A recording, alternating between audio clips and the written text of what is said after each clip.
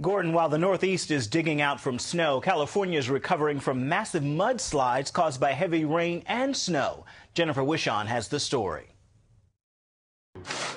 It's been a rough holiday season for residents in western states.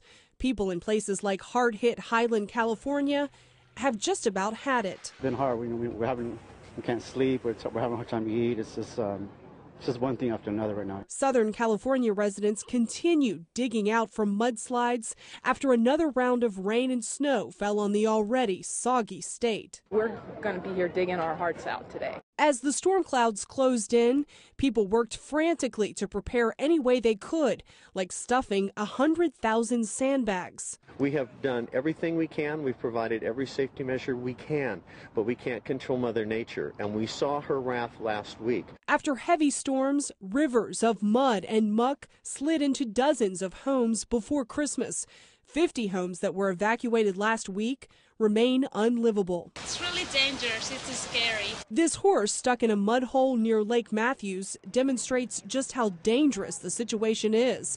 It took rescuers 4 hours to pull the horse out of the muck. 1, 2, 3. Officials say the ground in so much of California is so saturated, there'll be the danger of mudslides and flows of debris through the end of winter.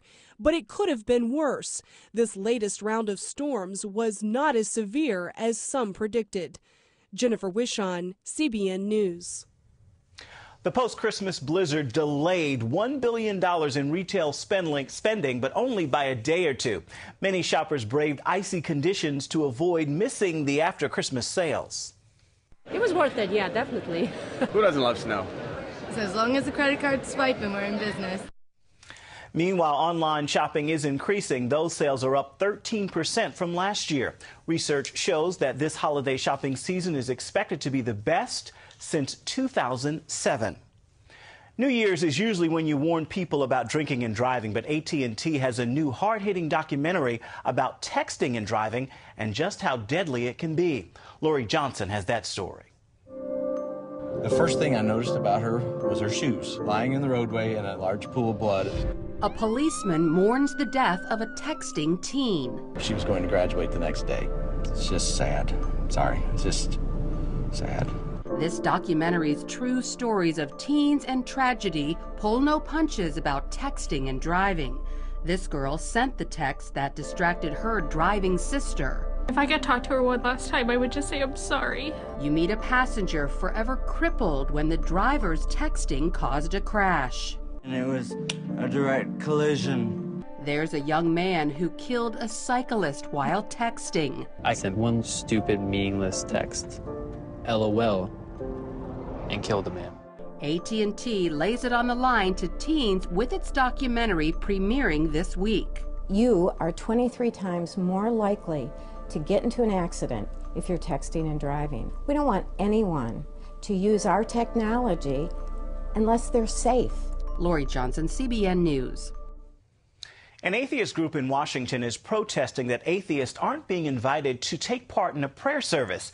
It's a service called One City Praying Together. It's the first official event at the new D.C. mayor's inauguration on Sunday. The Secular Coalition for America complains that it's discriminatory to exclude atheists from a service meant to unite all of D.C. They say they believe they can be a part of the prayer service without actually praying and without believing in the God that everyone else there will be praying to.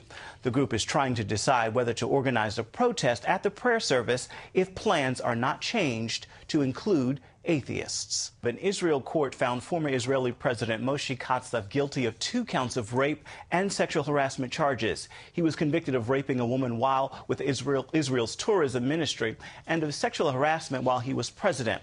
Katsav has claimed innocence from the beginning, calling the charges against him a political witch hunt. He plans to appeal the conviction. The 65-year-old remains free until his sentencing. He faces no less than 4 years in prison. The cold weather chilling the southeast is causing a rarely seen sight along Florida's Gulf Coast. The Gulf of Mexico waters have become so chilly, manatees are heading close to shore to warm up. They especially like the heated water flowing out of discharge canals around power plants.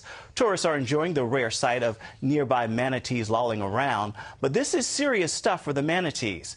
Getting really cold can compromise their immune systems, and that could kill them if it goes on too long.